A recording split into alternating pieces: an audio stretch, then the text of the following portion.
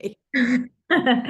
And then I think I'll just start with the questions that I had sent you, but then we can always flow. Okay. Okay. So, Linda, how about you kick us off with just your explanation of what self-love is and what it isn't? Mm. Yeah. So what I used to think self-love was, and what I've decided or learned in my experience that it isn't, or at least not in its entirety, is doing good things for yourself. Like, I'm going to go get my nails done. I'm going to have a girls' weekend. Those are good things and fun things, and certainly contribute to our life experience in different ways. But I used to think that was it. That was self-love, right? And the reason I thought that was because I was so not tuned into all of the other things.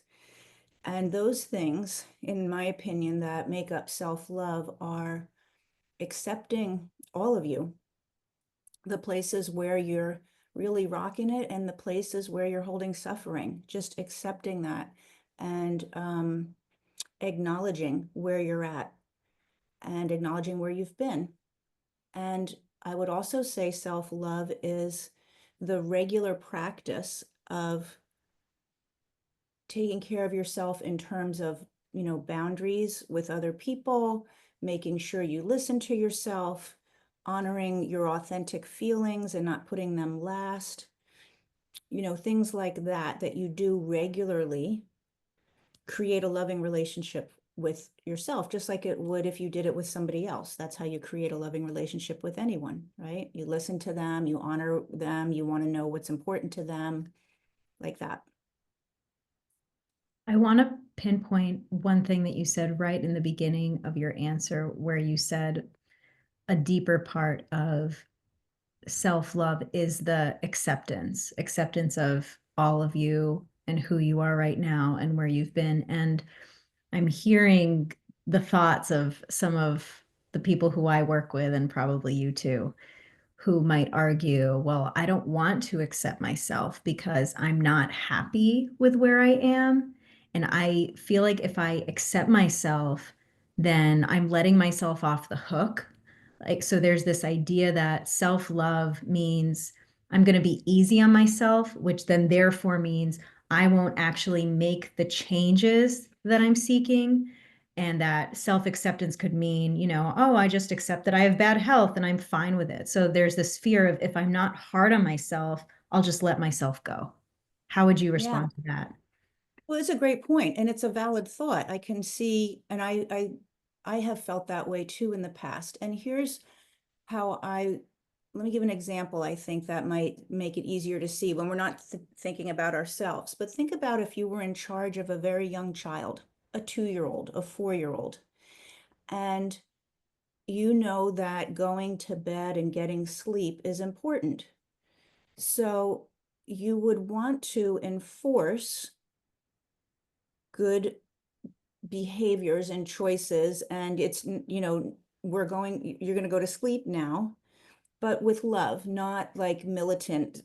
In my When I was growing up, there was a lot of militant. You go to bed now because I said so, you know. So we learn that voice in our head. We keep repeating that same voice, number one, and the criticism that might come behind it. But you can be loving and not be militant. You can be loving and accepting and not be without the part that is critical. And that's the fine line.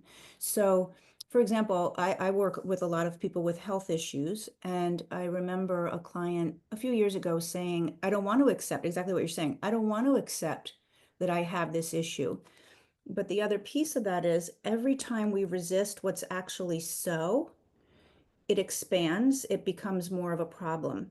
So the moment that you can accept, I have this health issue, it is part of this life experience, it is something that I need to deal with. Now, how can I love myself with that health issue in order to heal my body so that it can thrive again? Because if I'm hating my body because of this health issue, it's never going to thrive again. Does that make sense? Yeah, it's that fine line that you're describing because even just with your go to sleep example, it's not the act of going to sleep, like, right, objectively, we could say the act of going to sleep is healthy, but if we come at it with this militant or critical attitude, it's not really coming from that loving place. So then it's about how do I approach my health, especially if I do have a health issue that does need to change? How do I approach that from a place of self love rather than from a place of obsession or control or punishment? And it sounds like what you're saying is if we don't meet ourselves where we are, then we can't help ourselves the rest of the way. Yes, I like how you said that wonderfully. Yeah. If you can meet yourself where you are, now you have the power to lead yourself further. If you can't meet yourself where you are, you cannot lead yourself. You can push yourself, you can berate yourself, but I mean, look back at the example of the 3-year-old. People don't respond well to berating and domination, right? It just becomes its own cycle of self-loathing. And a lot of times it comes into, for me, conditional love versus unconditional love.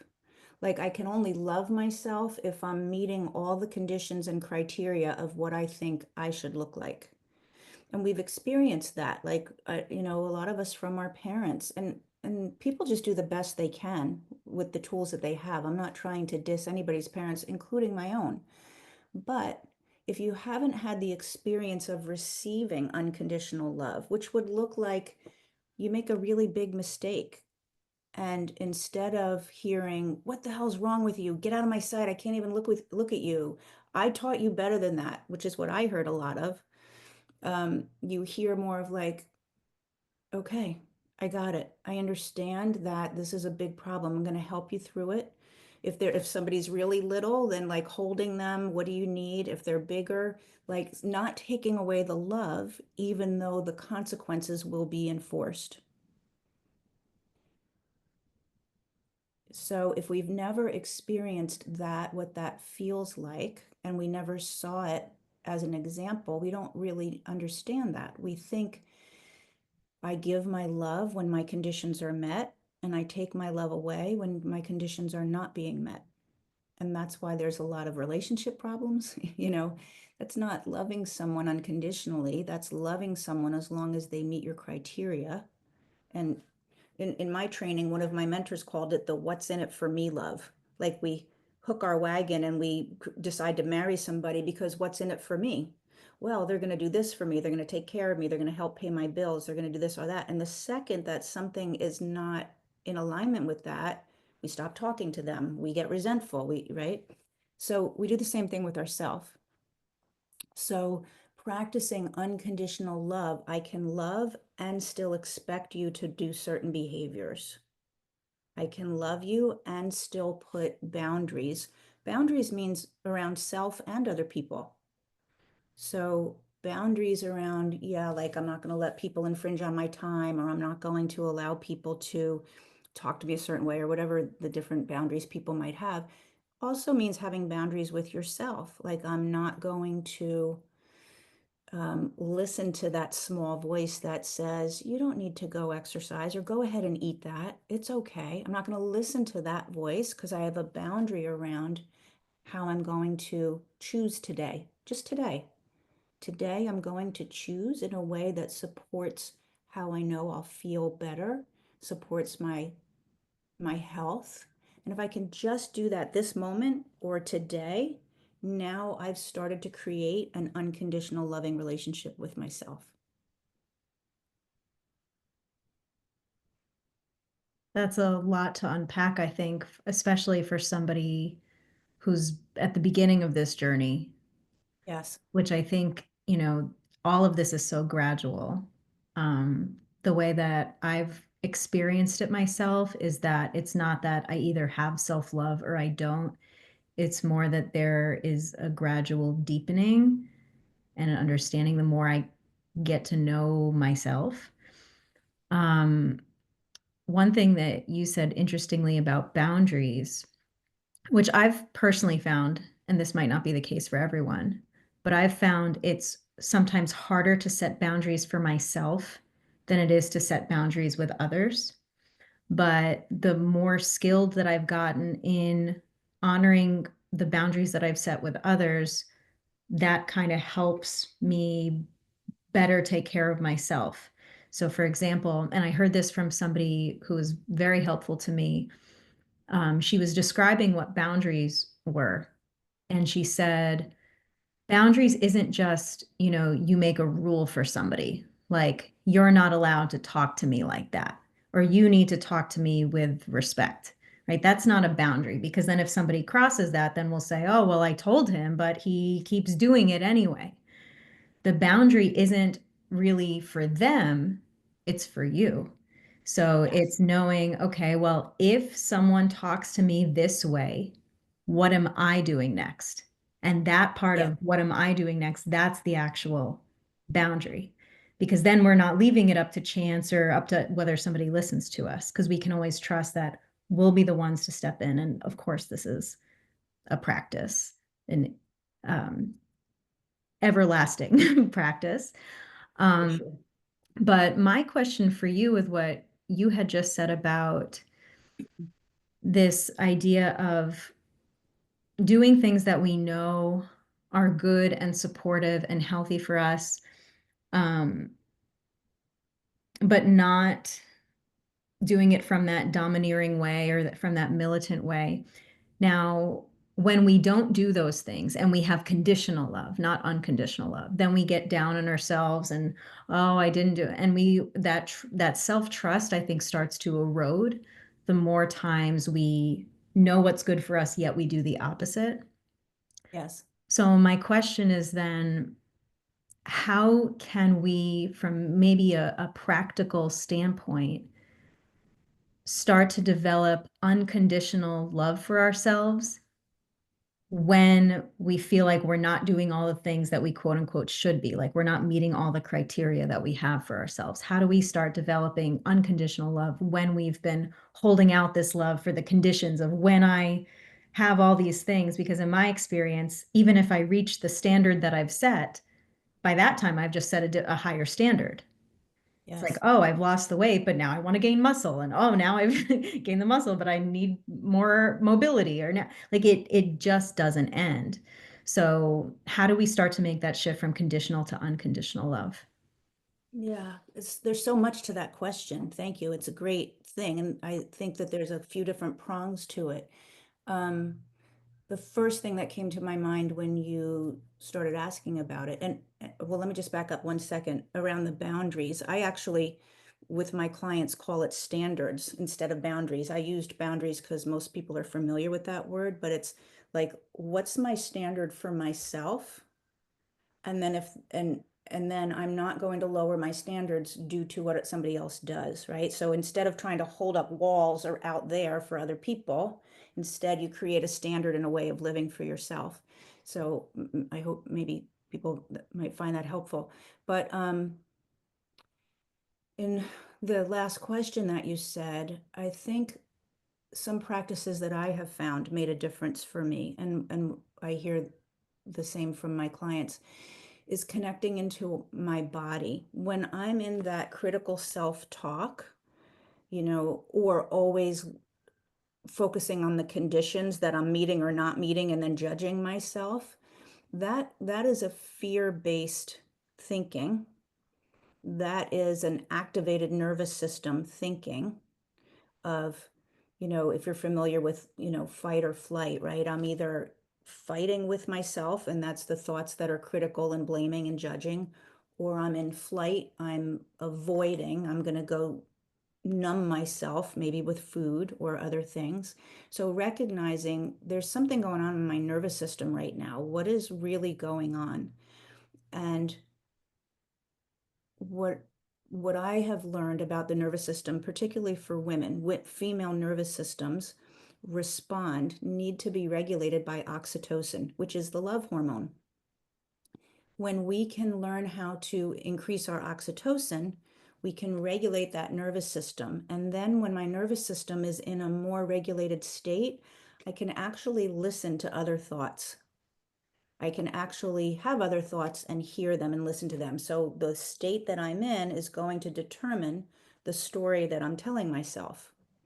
So very simply, even because oxytocin as the love hormone or the bonding hormone, or just you and I even being on Zoom, we connect with each other, and that's how women's nervous systems respond. But I can connect with myself if I live alone and there's no one there. If I have a pet, I can hold on to that pet, and just regulate my system to the pet, lay down next to them or let them sit on my lap. But if I don't have a pet and I'm by myself, I can put my hand on my heart. I can contain myself like here and just notice. And in case this people can't see this, I have one hand on my forehead, one hand on the back of my head, and I'm just allowing my body to feel the containment, my head to feel the containment of my hands, and see what happens when to my breath. How does it shift? I might move my hands to my heart or to my sacrum, one hand on my heart, one hand on my sacrum, and feel the presence of containment on my physical body, which will shift my nervous system. So some of the things that I notice in the past, and I invite your people, people listening, you could even try it right now. Take 30 seconds, put your hands on your body, somewhere that your body is telling you, touch here. I need a relationship here. You could put your hand on your shoulder and kind of just do a neck rub and see how your nervous system shifts. And create resources. Resources meaning things that you can go to that soothe you. So I have a visual resource. I look at my daughter's artwork on the wall, and when I look at it, it brings a smile to my face. Or I hear my dog snoring. That's a resource because I think she's so cute when she snores like a truck driver. So I can use my senses and focus in with my body to allow my nervous system, because those thoughts and that berating thing that you're saying to yourself does come from fear or from a dysregulated response. In my opinion, that I think is a really important piece to look at. And it doesn't take a half hour, it takes 2 minutes initially, right? And then I can go, okay, what was I just saying to myself? Is that even true that I'm a loser? Is it even true?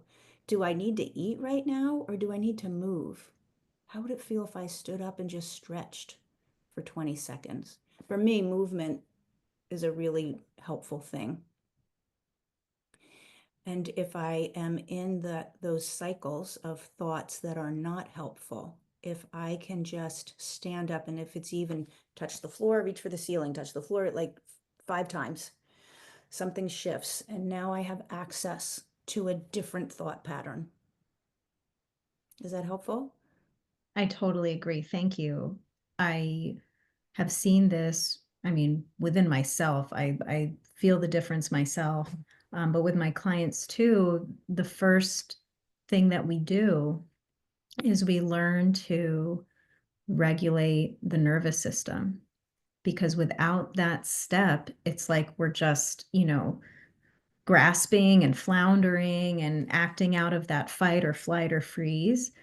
And what the slowing down of the breath, or I love that example you gave, holding the forehead and the back of the head just for the containment, or hand on heart, or something to bring ourselves out of that swirling tornado of thoughts and living in the body.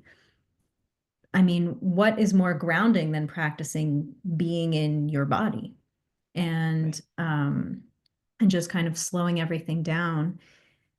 And it's also a really great, I think, especially with breath and muscle awareness. It's a way to shift the nervous system, but it's also a diagnostic tool. So if I know that my breath is short and shallow, and I can take that 5 seconds to observe what is my breath doing, and I see, oh, I'm breathing shallow, I'm breathing from my chest, or I'm holding my breath even, then in that moment, that's the diagnostic tool. But now I know how I can shift. I can make my exhale much longer. I can shift to nose breathing instead of mouth breathing. I can breathe more deeply. And now suddenly my nervous system is shifting. And now I'm receptive and open to making a conscious next move instead of acting out of fight, flight, freeze, autopilot.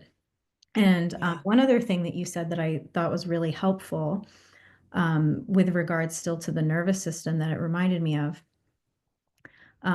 one of my most recent clients, who's right in the beginning stages of all this, we had our introductory call, and she had asked the question about, she said she really hates her body, and are we going to work on, body positivity kind of stuff. And for me, I'm not a quote unquote body positivity person. We don't do the mirror affirmations or that kind of stuff. What I told her is that if you look at any person or relationship that you have where you care for them so much and you're very close to them, naturally you act out of love and compassion and respect. And she had actually just gotten a new puppy. So she had like this massive love for this new puppy. And I said, can you imagine force feeding your new puppy to the point where that puppy is sick and miserable and can't move from the floor? She was like, oh my God, like even just the thought is just, I felt bad bringing up such a horrible thought, but just to illustrate, Yes. um, we can't do that when we love someone. We just can't. And what you said about bringing yourself into your body and regulating your nervous system, what we're doing when we do that is we're creating a connection, a relationship with the body. And what happens when we create a relationship with someone, we have that communication, like you said, just like with another person, we learn listening, we learn understanding what's important to them, and then we naturally want to understand and give the things that are important. So just like with another person, if we look at our body just as that separate entity and we start learning listening and we become better acquainted, our communication becomes better. What happens as a natural effect of great communication is trust and love. Yes. And then the relationship naturally deepens. And the more difficult it is to harm ourselves. Like I haven't been binge eating in, I don't know, a decade, but it's not because I'm counting the number of days that I haven't been binging and I'm tracking it and I'm using all my willpower. I cannot do it to myself anymore. I can't. So I Yes. think that's what you said was perfect, because if we don't start at the nervous system, we're not in our bodies. And then how does any of this become possible, this journey of self-love? Yeah. Can I share two thoughts that came up with what you just said Please. there? Um, so you beautifully described, creating a new relationship such that you would never want to harm it. And the same thing is true if you were in a relationship and you got betrayed or trust was broken. How do you rebuild trust? So there's lots of relationship coaches out there who work with marriages and maybe infidelity. And what if you've done something to break somebody else's trust, and not even infidelity, but just every time your friend asks you to go to lunch, you bail last minute. Sorry, I can't make it. And after three times, they're like, yeah, right. So, how do you get that trust back? And it's little baby steps. It's little baby steps of being your word in a very small way. You may not be ready yet to be your word around food, given what you do, but you could be your word in some other ways. And the more you do that and then acknowledge it, you're building trust back with yourself. So I think that that's a really valuable thing to look at is how much do I trust myself or not? And then the whole body thing. I think all women, probably all people, but I just tend to work more with women, hold shame. Shame is just part of, I think, being a human being. And shame will be the biggest roadblock, oftentimes, or one of the biggest roadblocks to the life that you want to have, whatever it is you want to overcome. So recognizing shame, how it feels in your body, back to the body, because how you experience shame may be different than how I do. But at least if I know, oh, that feeling that I'm feeling is shame, like every time I always lived in shame, like all the time.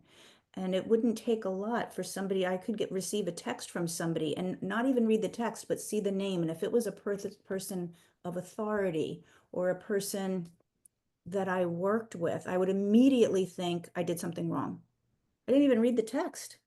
If if a client, let's say for an example, sent me something, I'd be like, oh, she's not happy. And I didn't even read it. And so that comes from shame. Like I do something wrong. I'm always wrong, whatever is in the background. So we hold shame about our bodies as women in this culture. So I think that a certain amount of recognizing shame and doing some work around shame and how you hold it in your body and just recognizing, oh, that's shame showing up right there. That was shame. When did I decide I needed to be perfect? Oh, I think it was when I was 4 and my father didn't pick me up from the babysitters. So I thought if I'm just a better girl, he'll pick me up, or I must not be a good girl, or that's why I didn't come, or whatever. But like that's just one example. But for me, like that inner shame started to thrive then. So I can start to recognize when it's showing up and really see that that's my 4-year-old little girl still thinking she's wrong all the time. And then I can accept my body. I don't do affirmations in the mirror, but I do work with my clients, not even saying anything, just looking in the mirror into their own eyes. People have trouble just looking, being with themselves. No words, just being with yourself. And it's very confronting. And it's because we hold so much shame about who we are. So that's what I thought when you were saying that. That's amazing. It's funny you say the looking into our own eyes. I actually just recorded a little short mini lesson on that today. And Okay. like literally just looking at in your own eyes in the mirror, period. Like, no, I am worthy, none of that. Just being. I think some of the hardest parts of all of this is practicing being with ourselves. Yes, But how can we learn self-love if we are not with ourselves? exactly. Yep. And that's the acceptance of where you're at. Like what we started at a half hour ago or so was accepting where you're at. When you can be with yourself in the mirror, again, no words, just look into those eyes that are you and be with that person, that human being, without looking away, blinking, coughing, starting to laugh. I can't do it for a minute. I can only do it for 10 seconds. This is weird. All of the things that come up as a way to create a block of being with ourselves. So when you can actually get to that point, now you're accepting that person that you're looking at. Is there anything else, Linda, that you feel called to share today? Yes, I think that women are the cornerstone of humanity. I think men bring wonderful things to the table, but I think women and who we are and how we show up creates how other people are allowed to show up around us. And I think, I'm sure I don't know if your reader or not your reader, your listeners would know the term divine feminine, but the divine feminine is so needed in the world. And as women, that's our natural state. And it doesn't mean we don't do strong things and men can't also be emotional. It's not that. If people are interested, they could maybe read up on that, what I mean. But what I wanted to really share is when you own who you are as a human being and as a woman, and you love and accept yourself, that's the platform that this world needs sorely when you look at what's happening. And that is the space. And if you even don't even care, well, I don't care what the world needs, the people in your own life that you care the most about, or even creating your own self, that's where it needs to happen from. And women are the hub of their household and our community. So I just hope that people do all the work with you to feel well and nurtured around their food, because it's a it's an example of, or a dimension of, how they are in all of their life. And we need whole, healthy women. Thank you, Linda. And I Yeah, would love to, I mean, listen to this episode several times because I feel like there's a lot of things, wherever you are in your evolution, you'll pick up on different things each time. I did want to let people self-direct to your pages or your website. Or I know I haven't been on Facebook in a while, but the last time I was, I saw that you were doing like morning, just like little coffee chats or tea chats. And one of the things, just even connected to this topic, one of the things I loved about that is because you were doing it like still in your pajamas, having mhm. just rolled out of bed basically. And I loved that so much because that does not exist on social media. People are done up, like even when they do, filming like, oh, I wake up in the morning and they wake up with their full face of makeup and I'm not criticizing makeup, but just in the fact of what we were talking about with shame, you Yeah. show up to deliver your message and you're doing your duty of being the light and the positivity in someone's day, as opposed to, you know, focusing your energy on your mascara. And I love that about you. But is there anywhere, if someone wants to follow you or even reach out to you to work with you, where can they find you?